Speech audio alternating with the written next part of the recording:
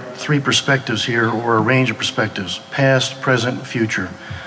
My concerns right now are totally on the future of forensics in the advanced realm, 30, 40 years out with novel technologies. But I'd like to talk about the past quickly to get there. When I was in the government, when I was at NASA, for example, we had a program set up where we were monitoring all hostile attacks that were coming into us. To give you a statistic, I used at the Office of Management and Budget to justify our budget request one year. In 1 year, we had 65,000 documented hostile attacks by 1,900 groups that we were targeting from 1,900 hostile sites. So there's no correlation between the groups and the sites. It just happens to work out that way. To give you one case in point, one case on one subnetwork at one center involved the compromise of 343 systems in a very sensitive project, which had a trusted host relationship with 5,000 other computers. And at that particular NASA center, we were sustaining 5,000 felonies a day for a long time. Far too many felonies for anybody to investigate. With the size of the group that we had, we could put together 100 or 200 cases and put lots of suspects into those cases and try to collect them up and roll them all up in a group. All these cases were international in nature. 60% of the people we arrested were carrying weapons with them at the time we arrested them. 60% of our cases involved organized crime groups, not La Cosa Nostra type organized crime, but organized cyber groups. 20% back then, we're talking late 1990s now, were foreign host nation state sponsored attacks. Best way I could break it down for you. And the remaining 20 percentile we could put in the other category. Why am I telling you this? Why am I talking about what's happened 20 years ago? This was going on in the 80s, it's going on very heavily in the 90s, and it's gone on this last decade. The government's great at labeling things. We're doing a war on poverty, a war on drugs, a war on this, a war on that. Today, the buzzword in the government is it's advanced persistent threat. As, for example, Trent and I were talking about before we came up here this morning. This is what we all said was going to happen 20 years ago, but in fact, it was happening 20 years ago. The reason nobody saw it is because mostly the government was the victim. The attack vectors change now with broadband everywhere across the planet. Everybody's the victim. Business is the victim. And we've now arrived at this perfect storm where we have business running the internet instead of the government, and it's driven by money. And so there's a lot of freedom out there for these vast organized conspiracies of groups to do what they do in cyberspace that we were all trying to target back then. So when you hear the words advanced persistent threat, I kind of chuckle to myself because we really had this going on for years. We just have failed to deal with it. My view of everything that's happening here is that we're at the technical level of dealing with all kinds of intricacies for 40-year-old technologies. We just have new variants of them. What I'm interested in is the future, because there's so much of the past that we're just running around chasing with like chickens with our heads cut off by having the latest exploit of a particular kernel hack. That's been going on for 40 years. So let's talk about the future briefly, and then I'll pass on to Trent because we're limited on time here. My concern is with nanotechnology, biotechnology, quantum systems, intelligent systems. In my view, if you're not working on that now, you're not relevant. If you're not hooked up or working on not just the theft of these intellectual property systems developing and technologies development, if we're not working on hacking and counter-hacking these, we're not relevant. My charter at NASA, when I was there to think about what's going to happen in 2020 when we put this latest fusion motor in this platform with a computer on a chip and a spaceship on a chip out into deep space, who's going to take it out and how can we counter-exploit them? And that's why I have the viewpoint, if we're not working on novel technology exploitation and counter-exploitation now, we're just not relevant. In short, throughout the course of human history, we humans have been the supreme predator on this planet. But this is about to change. Long before this century is over, our technologies are going to prey on us, and we are going to enable the process, because the existence of this conference and what I've been talking about for the last 20 years is living proof that we are going to set fields of fire while we run away from the flames toward the next technology we create while we're trying to avoid getting burned up. These themes are encapsulated in a book I'm working on called The Age of Cyberstein, which will come out after the first of the year, and I'm mostly focused on what's going to happen 20, 30, 40, 50 years from now. Thanks. Thanks, Tom. Trent? Thanks, Jim. 9 minutes, guys. Yeah, no, my name's Trent Tima. I'm with the FBI. I have our cyber division. Basically, I run on data. I also run the National Cyber Investigative Joint Task Force. From the FBI's perspective, there's two different ways to think about it. We have our traditional forensics path out of Quantico. You're doing data at rest. I'm out of our cyber division, so we're conducting investigations into cyber threat, whether it's counterterrorism, counterintelligence, criminal. We look at it from all hazards.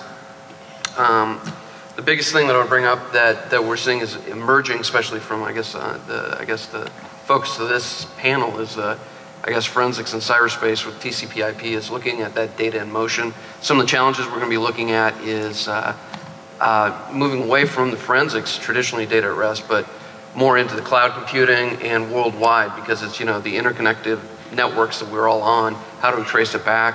We're having real success in working with our counterparts in other agencies around the world and here in the United States.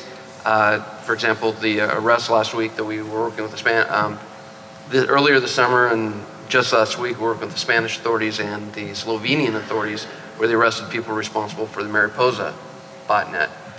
One of those challenges, and look for the questions coming up, is how we're doing it. A little bit about the NCIJTF. It's a national coordination center that we've set up to work with all of our partners, because we're trying to break down those stovepipes of what each agency is seeing across their areas of responsibility, so we can connect these dots from a global perspective. And that's all I have. Amit? That was great. That was well under 9 minutes, so I get 45. We're good. 7, 8 minutes. Amit Yaran. I've never been law enforcement. I think the other panelists clearly smart enough to not want to trust me with a gun or want to see me with a gun. So, but I have worked in and around law enforcement and cybercrime cases for more than 15 years now. Most of my experience professionally has come on the incident response side of the house at the Department of Defense Computer Emergency Response Team, also at Homeland Security at the U.S. CERT program, and also in the commercial market with companies like Encase, or Guidance Software with Encase and Access Data, and the FTK product that you're probably familiar with if you've been doing forensics. I'm currently with a company called NetWitness, and we're the largest provider of network-based forensic technologies. In a short synopsis, I would assert that the security market itself, again, not with a law enforcement perspective, but the security market itself is fundamentally broken, where we apply network layer orientation and perimeter orientation, where the threat has really advanced to be content oriented and the exploit is embedded in content more frequently than not. We use signature-based defenses and methods and approaches when the sort of irrefutable evidence at this point is that any threat that really matters is using custom exploits or exploits for which are morphing in ways that our signature-based methods are incapable of adapting to. And so I assert that we have to leverage computer forensic techniques and methodologies that law enforcement and other folks have been doing over the years in order to be effective in defending our systems in incident response. And this is primarily driven by the fact that money's on the line now, so they're going to continue to evolve. When you look at breach analysis on the incident response side of the house, over 90% of it at this point is being driven by organized crime. Almost 60% of it is being driven with custom exploits, and about 8% of it is being detected by the SOC or the internal security team. Most of it is coming from reports from either law enforcement or partner organizations, because our IT security infrastructures are basically incapable of dealing with these types of advanced threats.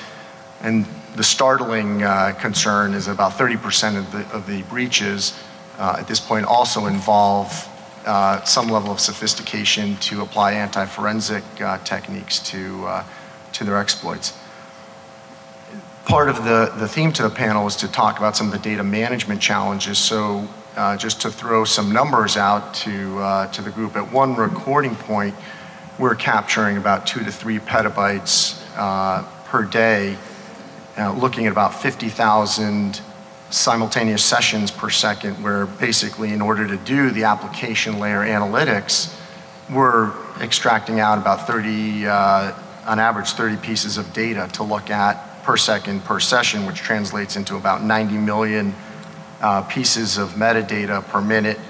And the way that rolls up is that on a single day, there's more transaction elements to inspect at this single record point than there were electronic financial transactions in the entire US in the year 2008. And that's for an organization that that's one point where they're recording their traffic, and they have over 100 of these types of platforms deployed. So the scale of data, not only capture, but analytics that are necessary in order to do the sort of content and contextual analysis to detect the types of advanced threats that we're dealing with are overwhelming in many ways.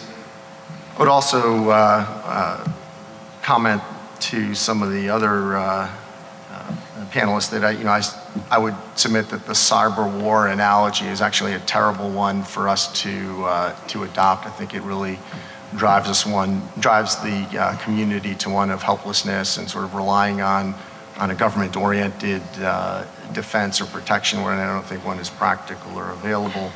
And it all has also tended to lead to a bunch of overclassification of issues, which causes all sorts of cascading effects when you're trying to defend a network from a practical perspective. We've got about a minute and a half for questions, so if anybody has any quick questions or we can wait till after the session. The guys are going to be here on multiple panels during the day. So anybody have any questions? Yes, ma'am. If you'd use the microphone up here.